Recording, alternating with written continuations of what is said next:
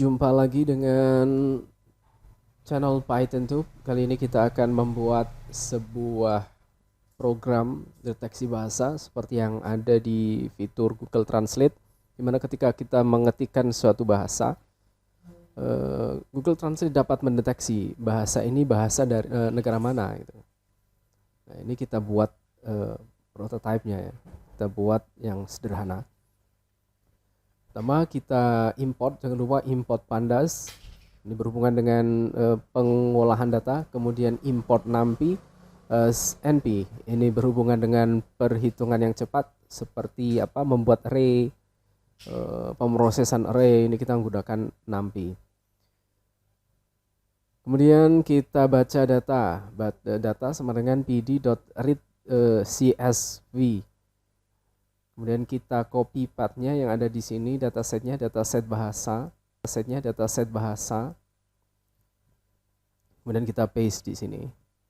Jangan lupa sebelum itu kita print data.head untuk mengetahui data 5 teratas. Sehingga dari sini kita akan tahu isinya adalah ada dua fitur, text dan language. Language ini adalah nama bahasanya. Oke. Dari sini kemudian kita coba lihat apakah ada data yang kosong dengan perintah is null kemudian sum. Oke, ternyata tidak ada data yang kosong sehingga kita bisa memprosesnya langsung ya. Kemudian setelah ini kita coba analisa berapa banyak bahasa di sini dengan jumlahnya ada berapa. Dengan bahasanya. Ternyata di sini lebih kurang 22 bahasa, jenis bahasa, dan tiap bahasa memiliki 1000 kalimat. Sangat banyak ternyata. Ada 1000 kalimat tiap bahasa. Ada bahasa Arab, bahasa Indonesia, Japanese, Chinese. Nah, setelah ini kita buat model. Kita perlu membuat model. Jadi setelah tahu data, terus kemudian kita membuat model. Kita buat model, oke. Nah, termasuk kita buat split data ya. Di sini kita buat x-nya atau independent variabelnya adalah apa di sini? Text ya. Karena ada dua fitur atau dua kolom, text dan language. Nah, yang dependent variabelnya adalah language atau variabel y adalah language. Nah, karena ini adalah multi class ya di sini. Language-nya ada banyak klasifikasinya, maka kita perlu memproses ada yang namanya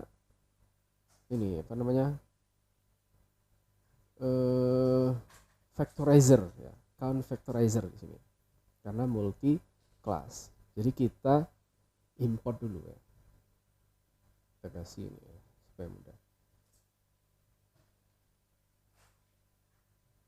Nah, from sklearn dot feature extraction kemudian dot text import count factorizer. Oke. Nah, untuk proses splitting data kita import dari sklearn juga model selection, kemudian import train test split. Nah, okay. Nah, untuk machine learningnya kita gunakan pengembangan algoritma dari algoritma naive Bayes.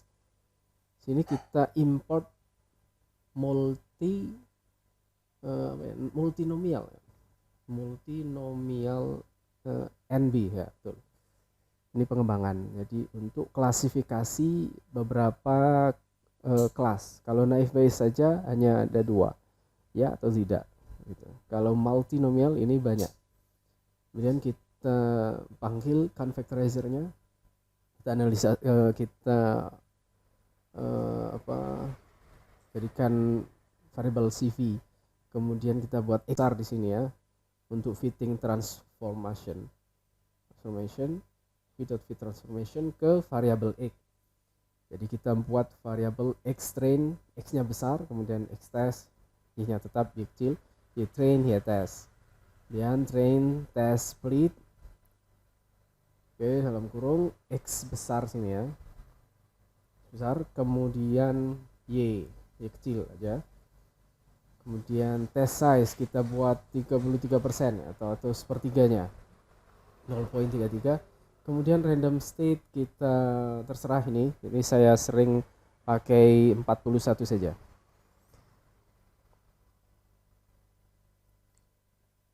Kita jalankan, oke, sudah jalan.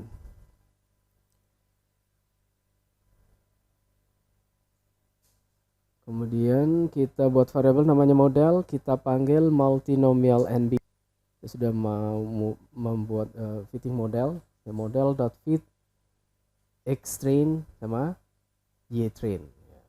Ini sudah proses ke dalam mesin learningnya. Kemudian model.score, kita coba tahu skornya, skor presisinya berapa ini, x test sama y test. Kita jalankan. Ya, ternyata skornya adalah 95%. Ini sangat-sangat baik ya. Skornya sangat-sangat baik, 95%. Nah, kita sudah tahu skornya baik, maka sekarang kita uji coba untuk predict berdasarkan input data, input user input data. Kita buat variabel namanya user, kita input, kita kasih keterangan, masukkan sebuah teks atau kalimat ya. Dan data sama dengan cv dot transform terus user to array, jangan lupa to array ya, transform user to array. Oke.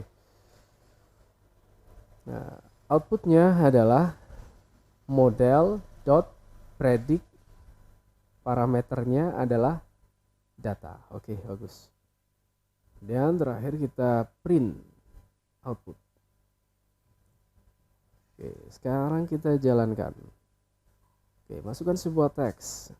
Coba I am hungry. Coba jadi apa ya? Romanian. Oh, mungkin bahasanya mirip ya dengan bahasa Inggris ya. Oke, kita coba lagi pakai bahasa, coba, saya suka makan Indonesia. Jadi sama ya.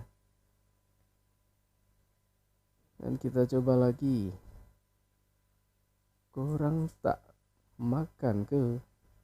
Oh, ternyata deteksi sebagai bahasa Indonesia karena memang mirip ya bahasa Melayu dengan bahasa Indonesia. Kita coba lagi, the price is very expensive. English. Oke.